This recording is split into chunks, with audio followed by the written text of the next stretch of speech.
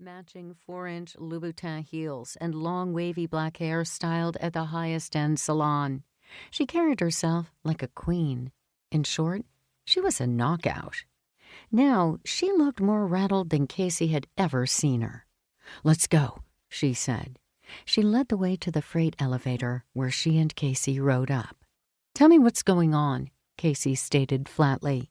Angela didn't answer. She glanced at her Apple Watch, her gaze snapping up as the elevator stopped on the 21st floor. The doors slid open. Angela paused only long enough to ensure that Casey was right behind her. Then she strode down the hall, made a turn, and halted in front of apartment 21B. She unlocked the door, pulled Casey inside, and faced her to offer the first few words of an explanation. "This is the home of my client, Christopher Hillington. We had a 9:30 meeting scheduled to be held here." Casey's brows rose. Christopher Hillington was a renowned and phenomenally wealthy managing director of the private equity firm YNE. He was also a major suspect in a vehicular homicide, and Casey knew through various news sources that he'd been questioned several times by the NYPD and was on the verge of arrest. "I see you know of him," Angela said. "Given the circumstances, I'm not surprised." She gestured toward a breathtaking sunken living room. "In here." Casey bit back her question about what Angela had just said. She sensed she was about to get her answers, so she remained silent. The two women stepped down, and Angela stood to the side and waited. Casey got the full view immediately. Christopher Hillington's body was crumpled on the oriental carpet beside his desk, blood pooling out around him. His head was bashed in, clearly having been struck multiple times by a heavy object. The bloodied sledgehammer lying next to the body was obviously the murder weapon. Judging from the damage done, the killer had been not only determined, but brutal. Casey eyeballed the horrific scene, feeling sickened as well as confused. She was about to ask Angela what this had to do with her when she spotted the letters, written in blood, on the lower edge of the desk, right beside Hillington's outstretched arm. She walked over, careful not to touch anything, squatted down, and squinted.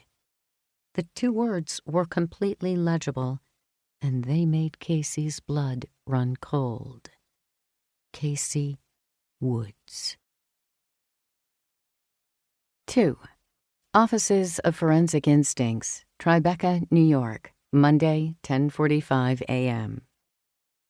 Casey walked back into the brownstone filled with questions and no answers.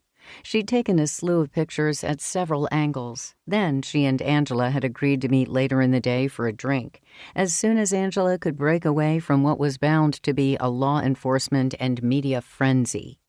Quickly, Casey had ducked out of the apartment as Angela called 911.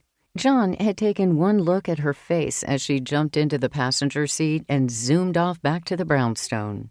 Casey wondered how long it would take for the detectives to show up at F.I.'s door, given the lettering on the desk. She could hardly wait. As soon as she crossed the threshold of the brownstone, she was greeted by Yoda, F.I.'s almost human, almost omniscient AI system, who'd actually shown a surge in human traits over the past month. He was extraordinary and could do almost anything, leaving the entire F.I. team in awe. As a result, he'd become a vital member of the team, even though no one but Ryan, the team's tech genius who'd created him, had a clue how he worked. "Did you have a fruitful outing, Casey?" Yoda asked.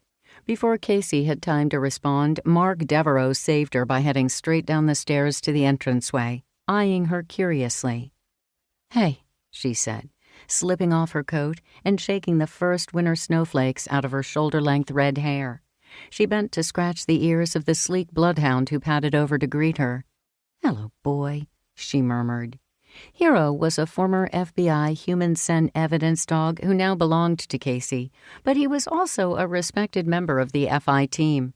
He'd sniffed out more than one victim since he'd joined F.I. "Hey," Mark replied. He was studying Casey quietly in that penetrating, brooding way of his. "You okay?" Casey rose, shaking her head. There was almost